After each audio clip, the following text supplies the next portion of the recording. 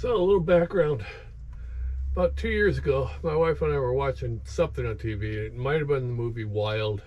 I have no idea. Could have been just a YouTube. I don't even remember. Don't remember. That happens when you're 75.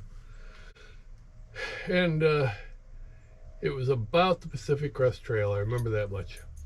And my wife at the time, Bev, said, not my wife at the time. At the time, my wife said, I wish I could do something like that. And she was 61, I think, at the time, thinking about retirement, what she wanted to do. And my reply to her was, well, why can't you? And that's what got us started on this road. The realization came to her that, there's no reason why she can't do it. She was about to retire. Why not just set aside a year, get ready, get in training, get the equipment she needed, and why not try it? It's something she's always wanted to do. She'd always devoted her life to her family. Why not do something for herself? So that got us to the point of what are we going to do with our house? Do we rent the house for the year that we have to devote? Well, it's 6 months to hike the Pacific Crest Trail. Do we rent the house for 6 months, or do we sell it? And my side of the equation was easy. I was all for selling. I have always wanted to live on the road and travel. And so that was easy. It was a matter of my wife coming around to the same realization. And once she did, then the next step was taken. We put the house up for sale, and we literally got an offer in 3 days. And we sold it within a couple weeks. And then it was like, oh my God, where are we going to live? She bought a shuttle bus, because this is like an 18-footer. There's 14 feet of living space. So, okay, while we're on the road, and I'll get to that in a second, but what about afterwards? So she bought a shuttle bus for living. I bought a shuttle bus for living. And then that got us our living arrangements, whatever. We had a place to live. And then last February of 2023, 10 months ago, we left Olympia, drove down to Southern California where the Pacific Crest Trail starts.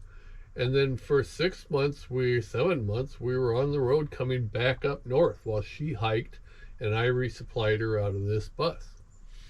She finally left the trail, and now we're at this point now where her bus is out on her son's goat farm, and I'm traveling around because my wanderlust will not end. I'm traveling around in this bus with my dog Maggie, and she has her dog Toby, and she's living out of her shuttle bus. And so that gets us to the point. That was the immediate point, okay, why we sold the house. But that doesn't explain for a second why I'm just going to keep living in the bus on the road. And that's where we're going to get to now. No fancy schmancy cutting up veggies in this guy's home.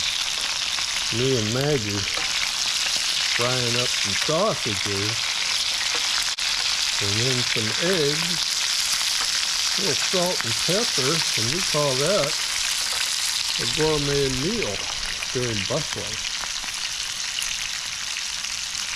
That's how we rock and roll. So, here's the bottom line, guys.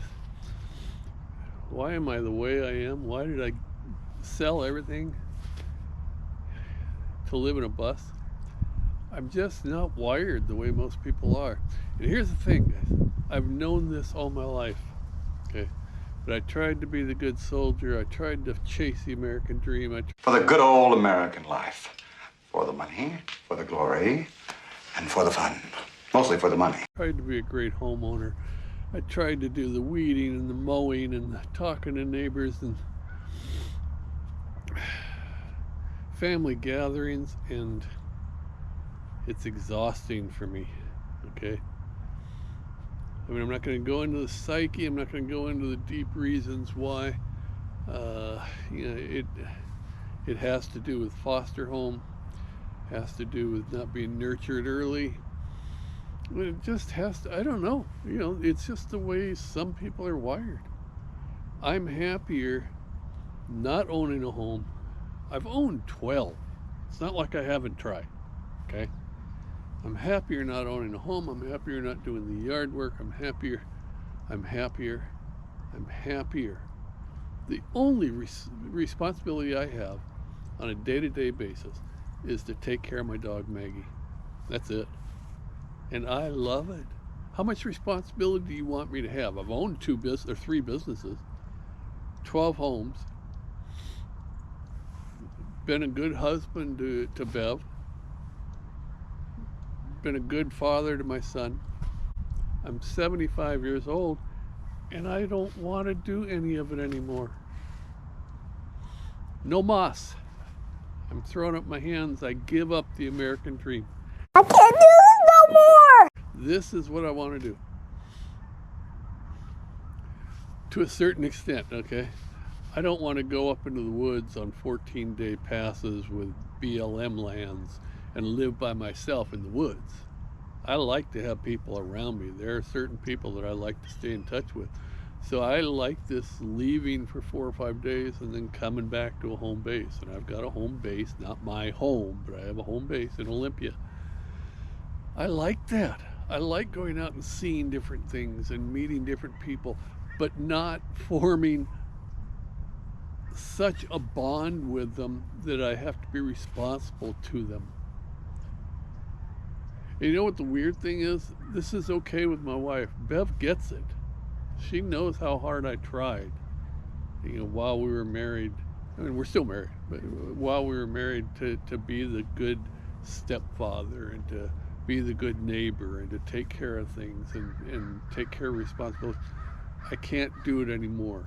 Okay, I have to, number one, and this is true, I think, everybody, I have to, number one, be true to myself, okay, and do things that fill my passions and fill the emptiness that's in me and make me happy. If I can do that without hurting other people, then what the hell does anybody care whether I'm living in a shuttle bus or not? And yet people have looked at, I had one friend say I am batshit crazy for doing this. Let me tell you something about me. I'm local. Well, according to her and her lifestyle and her set of values, I probably am. According to my new set of values, this makes the most sense. 75 years old and I am at peace, finally. I don't know what else to tell you. This is it, okay? Why did a 75-year-old sell everything and move into a shuttle bus? Because it made him happy.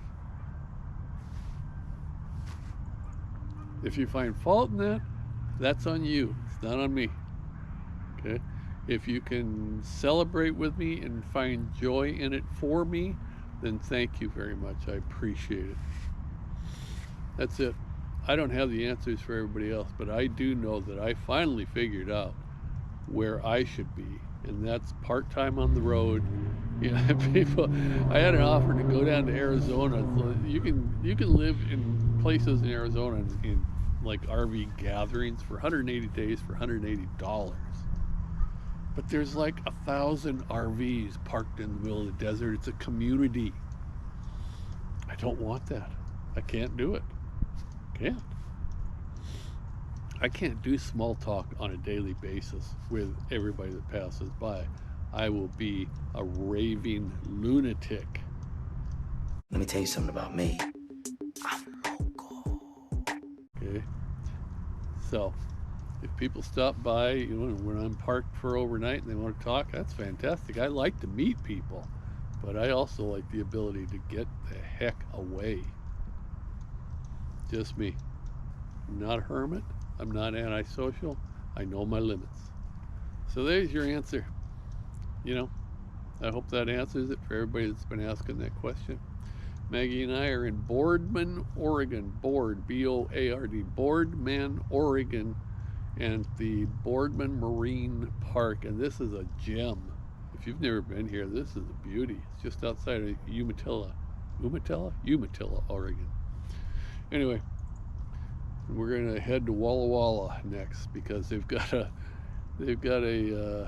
record store called, is it called Poop Poop? Is that the name of it? Poop Poop Records? I can't remember. I'm gonna find out.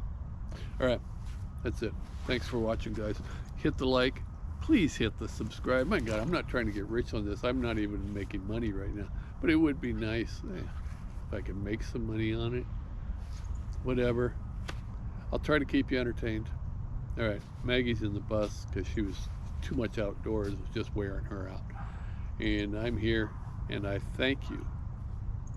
Like, subscribe. Thanks a lot, guys. Bye.